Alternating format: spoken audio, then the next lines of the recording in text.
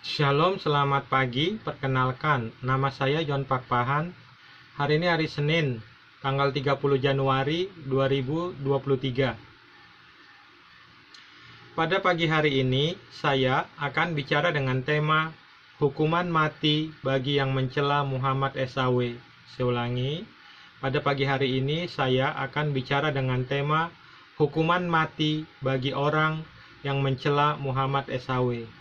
Mari kita mulai.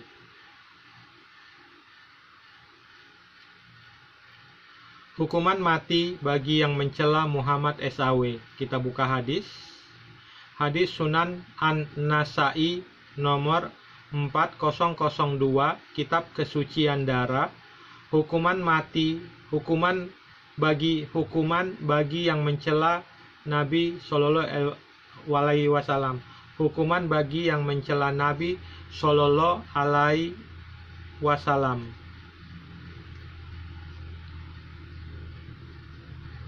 Telah mengabarkan kepada kami Utsman bin Abdullah, ia berkata, telah menceritakan kepada kami Abad bin Musa, ia berkata, telah menceritakan kepada kami Ismail bin Ja'far, ia berkata, telah menceritakan kepada kami Israel dari Utsman Syaham, ia berkata, aku menuntun seorang yang buta dan sampai kepada Ikrimah.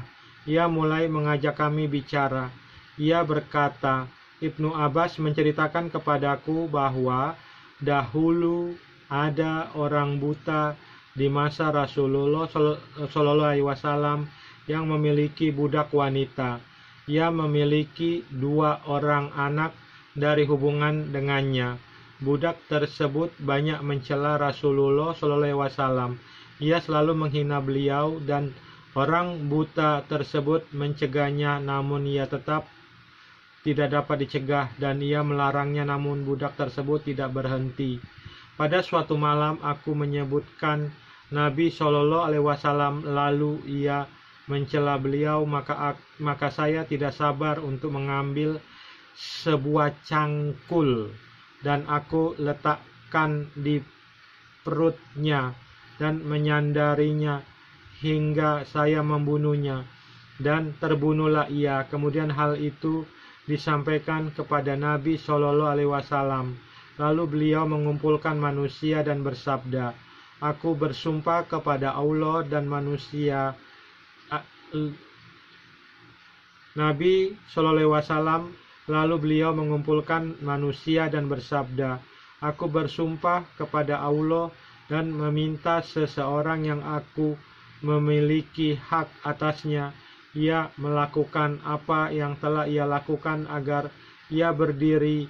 Kemudian menghadaplah orang yang buta dan berjalan gontai dan berkata, wahai Rasulullah, akulah pemiliknya. Ia dulu adalah ibu dari anakku. Ia adalah wanita yang lembut dan mesra terhadapku. Aku memiliki 2 anak seperti permata darinya. Namun ia sering mencela dan menghinamu. Aku melarangnya, namun ia tidak berhenti, dan aku mencegahnya, tapi ia tetap dapat dicegah. Tadi malam aku menyebut dirimu, lalu ia mencelamu, lalu aku bangkit untuk mengambil cangkul dan meletakkan di perutnya dan menyandarinya hingga aku membunuhnya. Kemudian Rasulullah SAW bersabda, saksikanlah bahwa darah wanita itu adalah sia-sia. Saya ulangi. Kemudian Rasulullah SAW bersabda, saksikanlah bahwa darah wanita itu adalah sia-sia. Saya ulangi sekali lagi karena ini penting. Kemudian Rasulullah SAW bersabda, saksikanlah bahwa darah wanita itu adalah sia-sia. Ini ada penjelasan dari saya. Dalam hal penghinaan, pelecehan, menghujat, dan menyakiti Nabi Muhammad SAW, ketika peristiwa ini terjadi di zamannya, Syekh Islam Ibnu Taimiyah RA langsung menyingsingkan lengan bajunya. Ia menyadari bahwa pekerjaan minimal yang wajib ditunaikannya untuk memenuhi hak Nabi yang agung adalah menjelaskan syariat Allah berkenaan dengan hukum atas para penghina Nabi Muhammad SAW yang dituangkan dalam bukunya, yaitu As-Sa'arimul Maslu'ul, pedang terhunus. Beliau mengatakan, sesungguhnya siapapun yang menghina Nabi SAW, baik muslim maupun kafir, wajib dihukum mati. Inilah pendapat mayoritas ulama. Saya ulangi sekali lagi. Beliau mengatakan, sesungguhnya siapapun yang menghina Nabi SAW, baik muslim maupun kafir, wajib dihukum mati. Inilah pendapat mayoritas ulama. Saya ulangi sekali lagi.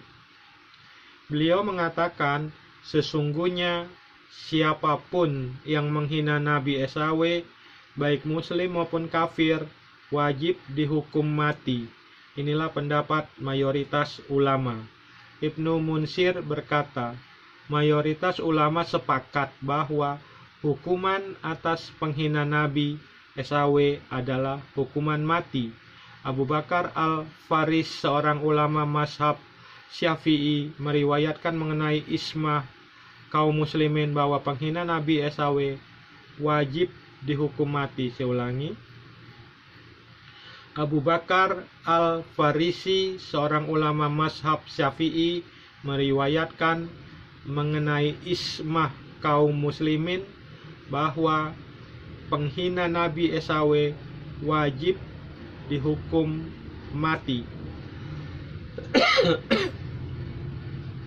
Para ulama sepakat siapapun yang menghina Muhammad, baik itu muslim maupun kafir, wajib dihukum mati.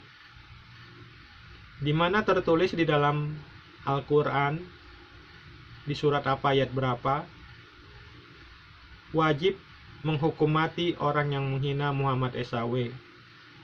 Di mana tertulis di dalam Al-Quran, di surat apa, ayat berapa, wajib menghukum mati nabi-nabi di luar Muhammad SAW.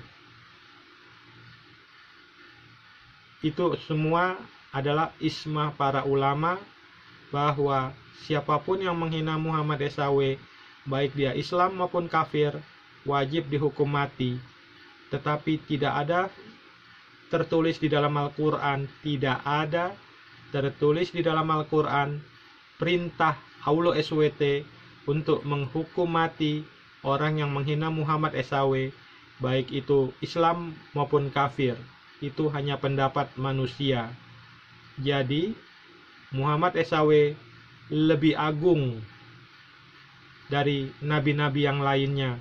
Menurut saya dia juga lebih agung dari Allah SWT, karena tidak ada tertulis dalam Al-Quran siapa yang menghina Allah SWT dihukum mati. Tidak ada tertulis di dalam Al-Quran siapa yang menghina Allah SWT dihukum mati. Juga tidak ada tertulis di dalam Al-Quran siapa yang menghina Muhammad SAW harus dihukum mati. Juga tidak ada tertulis di dalam Al-Quran siapa yang menghina Nabi di luar Muhammad SAW wajib dihukum mati. Terima kasih. Shalom. Tuhan Yesus Kristus memberkati. Dadah.